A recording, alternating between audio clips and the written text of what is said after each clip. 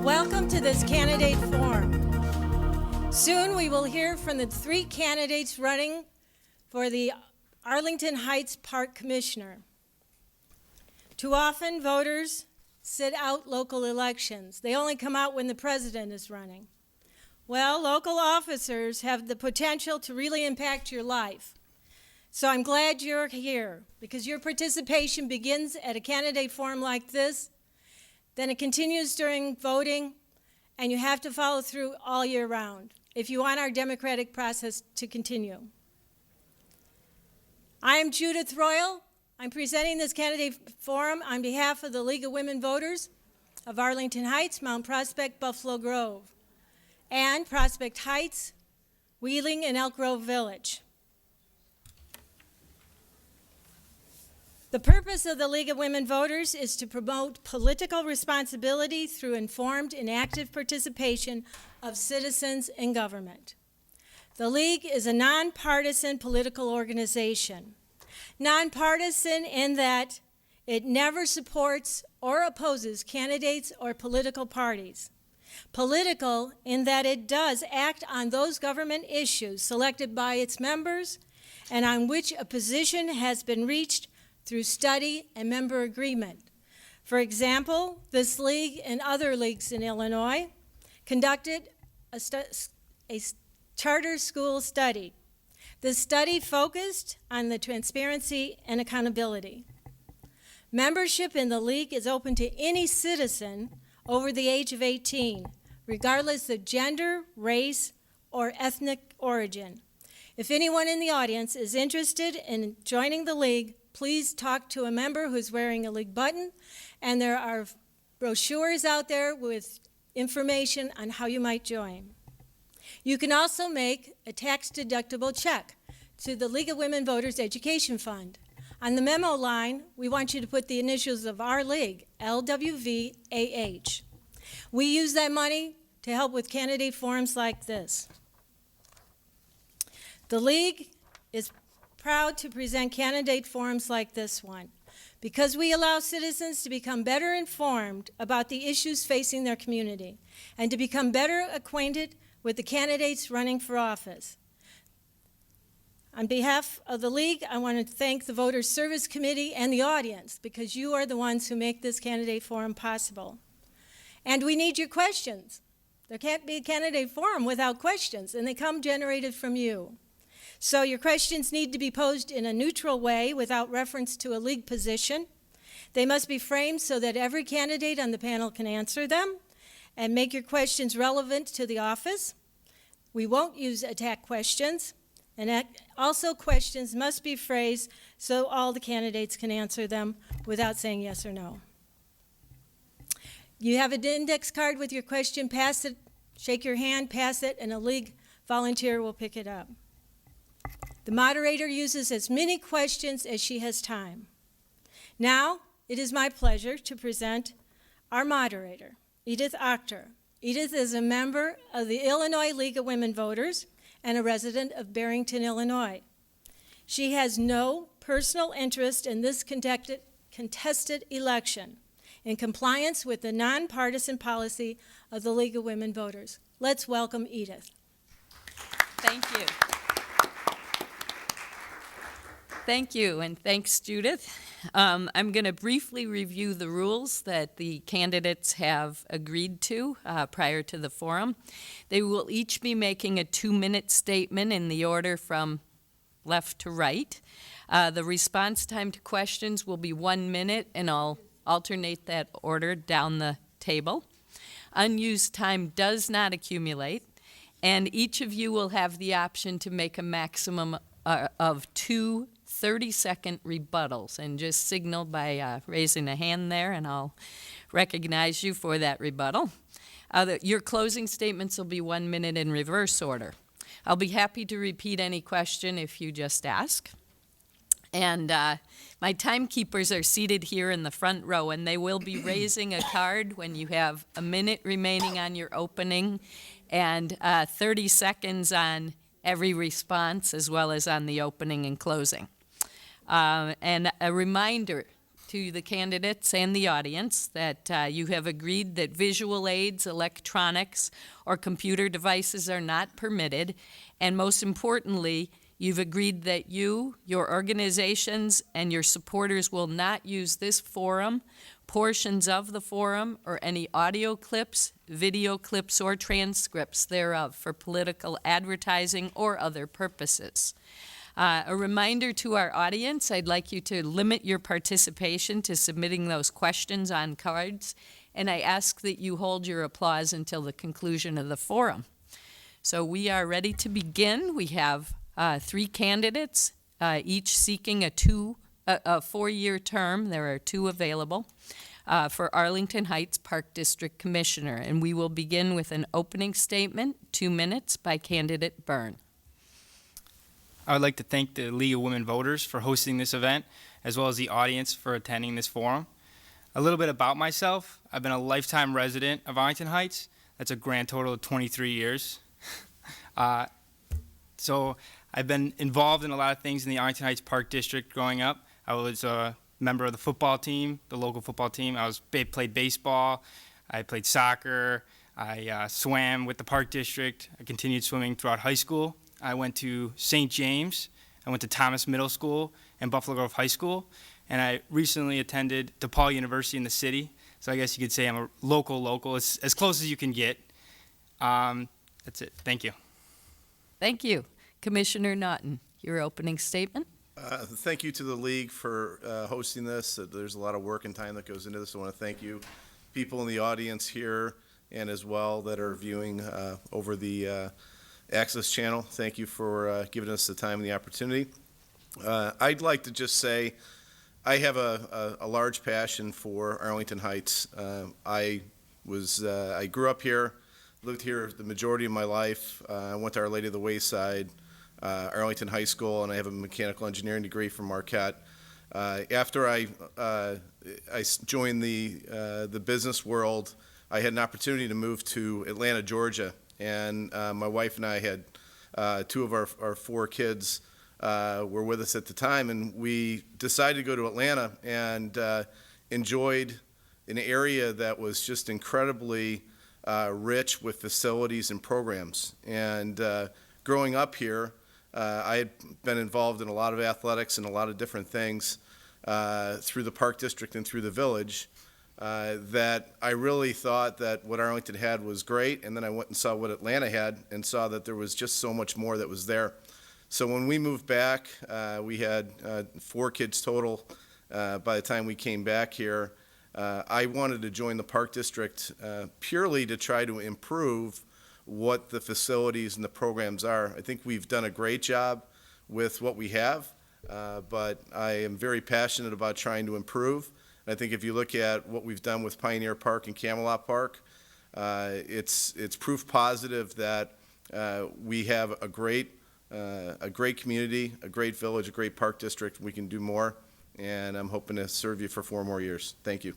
Thank you. Your opening statement, Commissioner Nesvacil. Hello, my name is Rob Nesvacil, and I am an incumbent park commissioner here in Arlington Heights. I didn't grow up in Arlington Heights. My wife and I chose Arlington. We both knew the town growing up. Her Aunt Diane was the longtime secretary at St. James, so she was here for Christmas and Thanksgiving all the time. Her cousins went to Arlington High, and then after it closed, her younger cousins did not. I knew the town from playing sports against St. Peter's growing up as a kid, so I was also up here fairly often. And I just want to let everyone know I am a homeowner here in town. I'm a property taxpayer. We're raising our 3 children here. Our 2 boys are at Westgate. Our daughter's at South. They both attend REP at Wayside. We grow native plants and perennials and vegetables in our backyard. And when we can, we donate those vegetables to the food pantry. And I was raised to give back to others. That's just something my parents instilled in me. And so that's why I'm interested in giving back to the community. I do a lot of volunteer work in the community as well.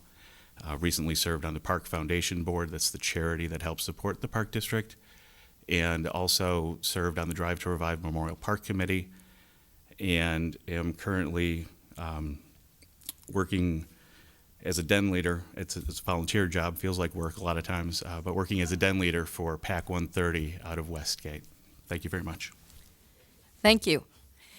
Our responses to questions, I'll pre-announce who's going to be first to respond, and a reminder that you have 1 minute for each of those responses and those potential rebuttals if you're interested. So the first question, Commissioner Naughton, you'll be first to respond. Does the Park District have any plans to invest in an adult fitness center comparable to those found in other suburban areas, and also potential for a sports complex since we do have such a large village? It's a question that's asked quite often, and over the last 10 years since Pioneer Park was redone, and more recently Camelot, one of the things that we've talked about was, do you go to a Rexplex single unit, or do you go to the more distributed community center that our founding fathers had based the Park District on 50 plus years ago? And the short answer continues in my mind to be that when we do surveys and we survey the community, it's always that people want to see community centers and see facilities throughout the area that they live in so their kids can hop on a bike and go there. I think that the Park District should not compete with a lot of the life fitnesses of the world, but I do think that we should expand what we have in the various parks and 5 community centers to try to do more.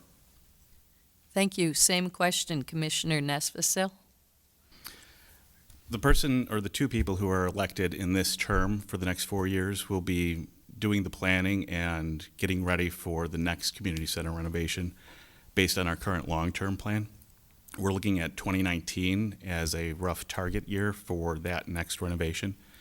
So I think it's very important that we look at the experiences from Camelot and from Pioneer and continue to conduct community polling, find out what is needed, find out what the community has interest in. At Camelot, we were able to include a walking track, elevated walking track. We were able to include a area for fitness with recombinant bikes. We've got spin machines in what was the old gym over at Camelot. And so it's something that, as we look towards 2019 with that next renovation, if we're able to do a renovation, we need to take all those things into consideration. Thank you. Same question, Candidate Byrne. I've been attending the Park District Board meetings for the last few months, and I think that something that needs to be discussed is a fitness center. Going and talking to residents and knocking on doors, a big question is, I have to pay $50 or $100 a month in order to go to an Export or a Lifetime Fitness. I pay X amount of dollars in property taxes. Can that be something that's included in the Park District? They see Camelot and they see that we have the track and that we have spin machines, and they can ask, well, can we do more? So I think that's something, agreeing with the commissioners, that needs to be looked into when we go forward in the next community center renovation. Thank you. Our next question, Commissioner Nesvacil, you'll be first to respond. Lots of new housing east of Recreation Park is being built. What would you do to make sure that that park will accommodate that significant user increase in pool programs? And there's also a concern about how can traffic be reduced in neighborhoods and provision of adequate parking. Parking is always an issue that comes up anytime we do any renovation. The village requires a certain level of parking. We're typically able to negotiate that down just a bit in terms of wanting to have more green space rather than parking lot in parks. In terms of the new housing being built in Rec Park, in that Rec Park neighborhood, if you recall the referendum, renovation over at Rec Park and expansion of that facility was included. The community at the time decided that that was not in the interest in the immediate term. And so I think that that's something that we'll need to continue to study, see what types of families move into those homes. If it's families with a lot of young children, programming may need to go in one direction. If it's families that have young adults or perhaps empty nesters, it may need to go in a different direction. Thank you. Same question, Candidate Byrne. I did my swim lessons at Recreation when I was a child. I was also a lifeguard and swim instructor at Camelot Park District during high school. So I understand the needs of the Park District in terms of when we have more community members being involved in the pool programs. And I think that's something that we can do to prevent kind of, I don't want to say overpopulation, but the word for it would be like too many members per staff. So I think that we can look into hiring more staff to give more individual attention towards those swim instructors, for the swim instructors and the lifeguards. Thank you.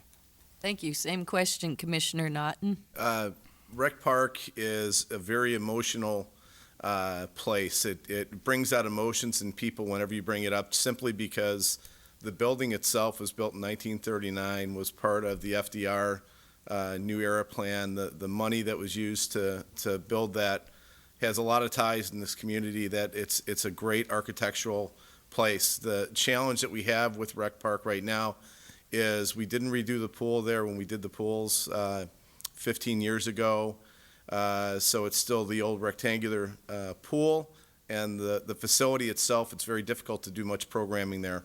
So in order to support new housing, and assuming that there would be families that would be moving in, we would have to look at some kind of building renovation. It's one that we've talked about as far as our 5 to 10 year plan, our long-term plan. So we would have to look at something and balance the spend and how much money we have to be able to do something there, because it would be required. Thank you. Thank you. Just a quick, not really a rebuttal, but an add-on. Yes. Obviously, festival happens at Rec Park every year, every summer, something that probably everybody in the room has gone to. Certainly, my family does every year.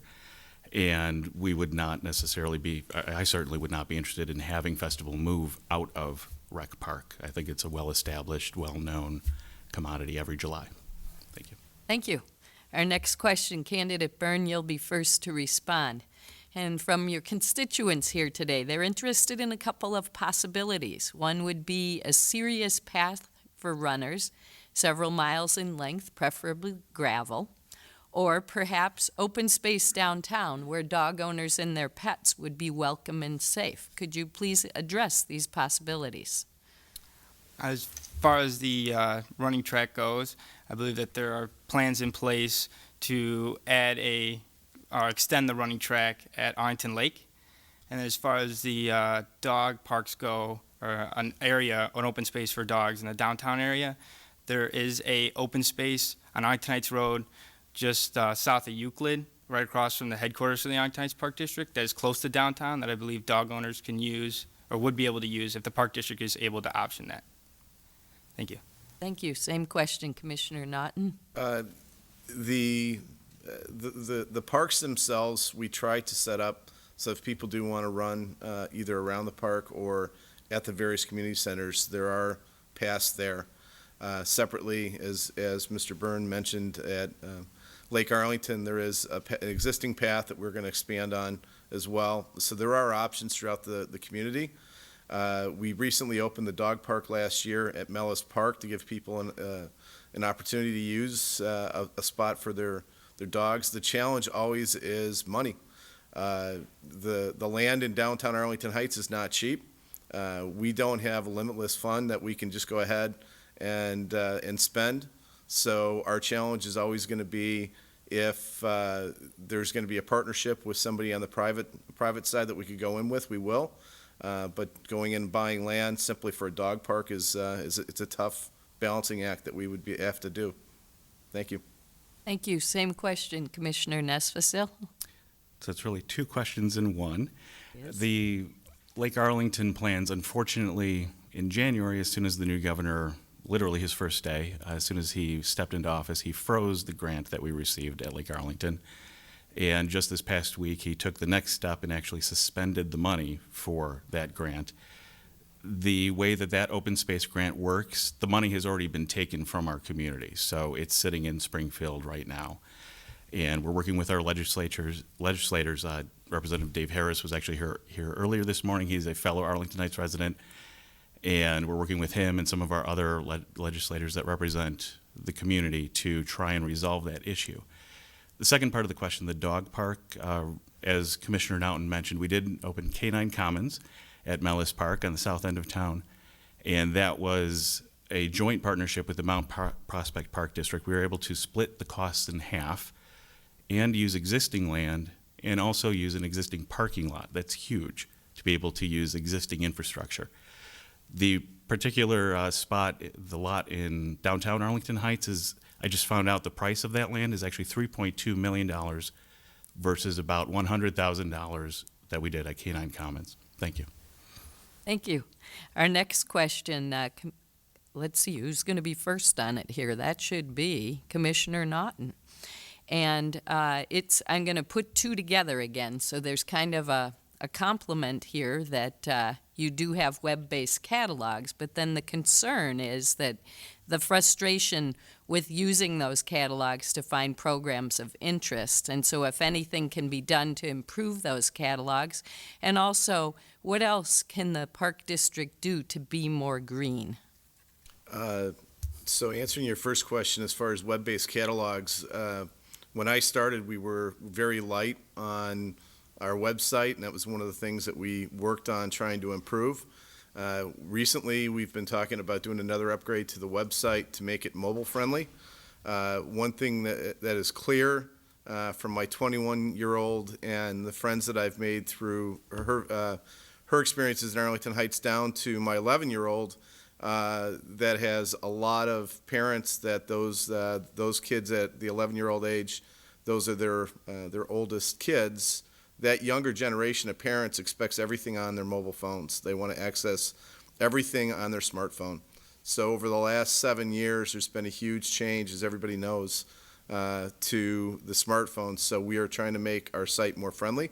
We still do the brochure that we hand out, and people still tell me that they still use the brochure to look at and then go to the website.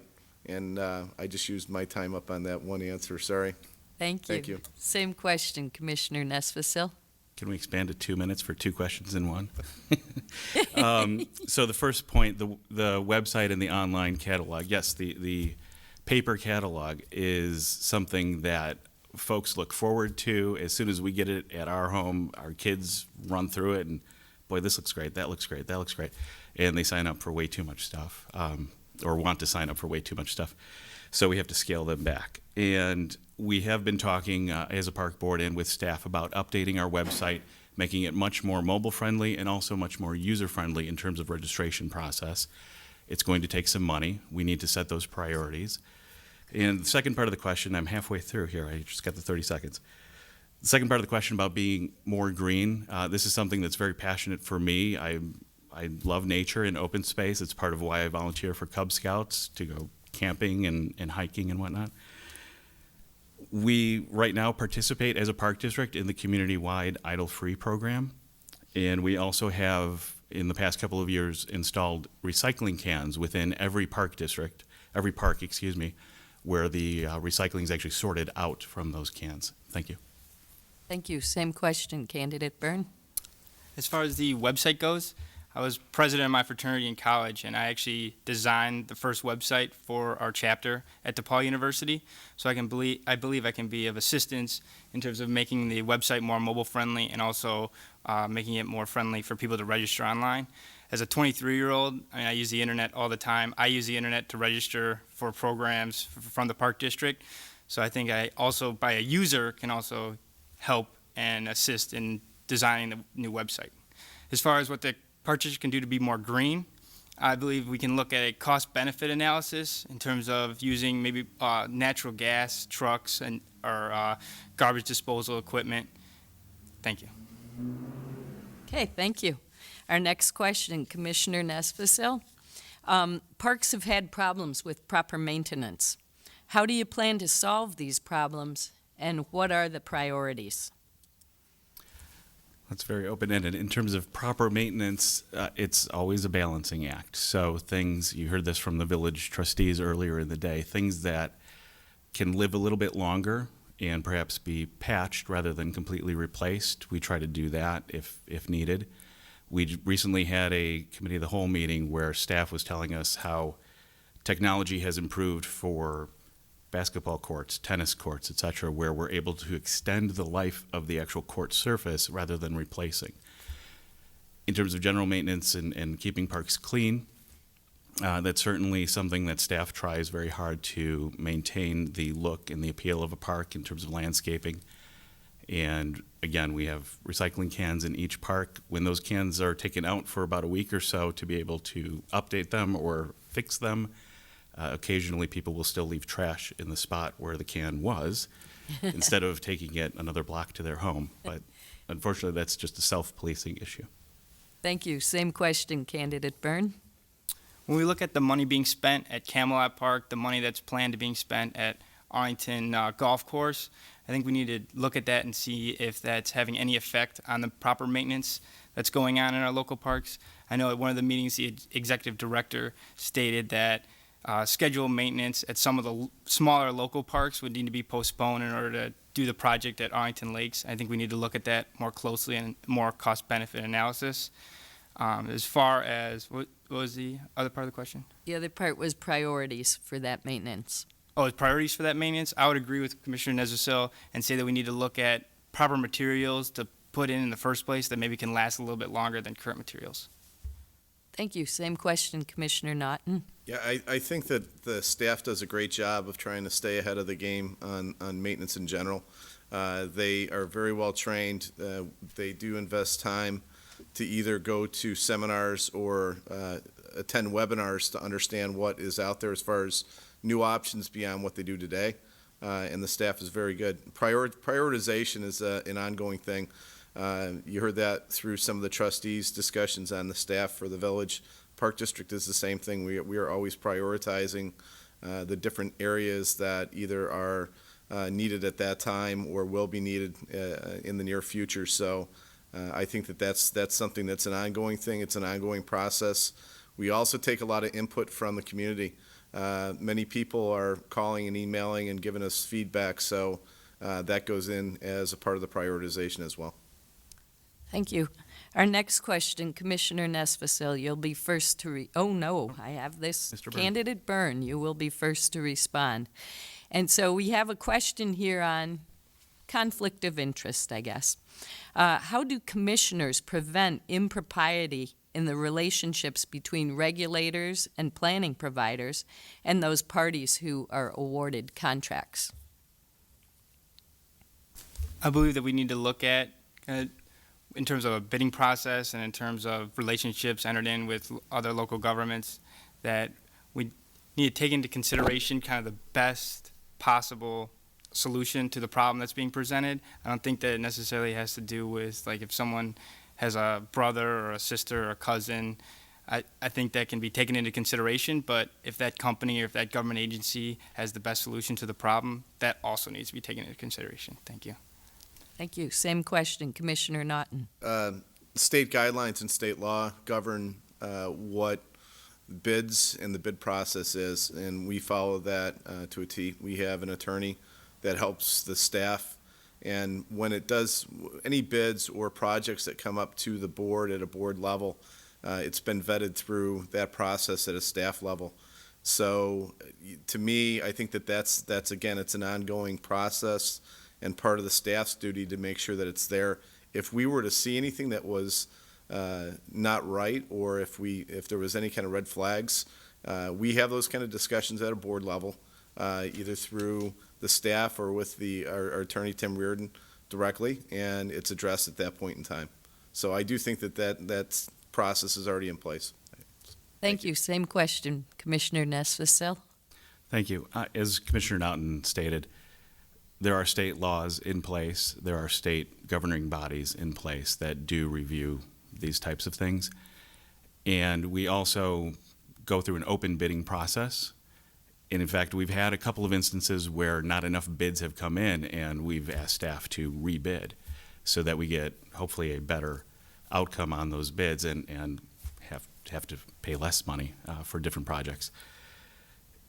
As commissioners, we also participate in the Park District's auditing process. Our independent auditors send us a packet every year asking us several questions about potential for impropriety, and if we've seen any instances of impropriety. And so that's a very thorough questionnaire. We do it annually as commissioners, and we take that very seriously. Thank you. Thank you. So at this time, I'm going to have each of you present your closing statements, which are 1 minute in length, and we will begin with Commissioner Nesvacil. Thank you very much. So again, my name is Rob Nesvacil. I am an incumbent park commissioner. I would ask for your vote. I'd like to continue participating and continue contributing to our community. If you'd like to learn more about me, this was a pretty quick question and answer session. My website is at reelectrob4parks.com, number 4, all one word. The current park board, the 5 of us, have a very good, well-balanced relationship. We each bring something different to that table. I bring my interest in nature and open space and sustainability, as well as my experience in my career and in business. And again, those elected this year will be deciding which, if any, of our community centers will be renovated in coming years. And I just want to remind you that I've contributed directly to our park district and to our community through the Drive to Revive Memorial Park Committee, through the Park Foundation. I also brought up the idea of a tree nursery to save money on the emerald ash borer ash trees that we need to replace. We've got that at Kingsbridge Arboretum right now. And I thank you very much, and I ask for your vote. Thank you. And your closing statement, Commissioner Naughton. Number one, I would ask for your vote simply because of the passion that I bring for the Park District and the love I have for Arlington Heights. I think if you look at the programs and the services that we have, if you look at the program book that comes out 4 times a year, it's an 80-page document. There's so much to do in Arlington Heights through the Park District. It's incredible. And you look at what we offer, I think the Park District is just doing a great job. I think that Arlington Heights is a great place to live. I think the people are excellent. I'm happy to have my kids here to raise them as I was able to take advantage of Arlington Heights. And I would look forward to having another 4 years to try to keep the momentum going. So thank you, and vote for Myles. Thank you. And your closing statement, candidate Byrne. Going around talking to residents and knocking on doors, 2 questions that I get asked the most are, you're 23 years old, what experience do you have? I would say I have a lot of experience for being 23. I grew up in Arlington Heights, so I know what it's like to be a user and use the programs that the Park District has to offer. I was also an employee of the Park District. I was a lifeguard and swim instructor at Camelot. I also was a volunteer. I helped my dad coach soccer, and I assisted in coaching swimming. So I know what it's like at all levels, and I think I can really bring that to the Park District Board. Also, the budget is $25 million. They say, well, what are you going to do with $25 million? You're a young kid. My answer to that is that my career choice, I'm a fixed income derivatives broker, and I assist with 4 other members to manage a book of over $100 million. Don't take that as I don't know the value of a dollar, but I understand that when you're talking about big money, that there's big implications. Thank you. Thank you. And I'd like to thank the candidates and also the League of Women Voters of Arlington Heights, Mount Prospect, and Buffalo Grove area, and turn it back over to Judith to make some closing remarks. The candidates and the League of Women Voters from Arlington Heights, Mount Prospect, Buffalo Grove would like to thank Edith for her guidance through the questions, and the candidates. And all those questions, thank you for the questions. To keep our democracy going, we need to have a healthy one, and we need you to participate. It is not a spectator sport. Learn how government works, understand the responsibilities of the various levels and branches of government, get informed on the issues, become familiar with the candidates and their positions, and get involved in other ways. Plato said, one of the penalties for refusing to participate in politics is that you end up governed by the inferiors. Thank you again, and vote on April 7th.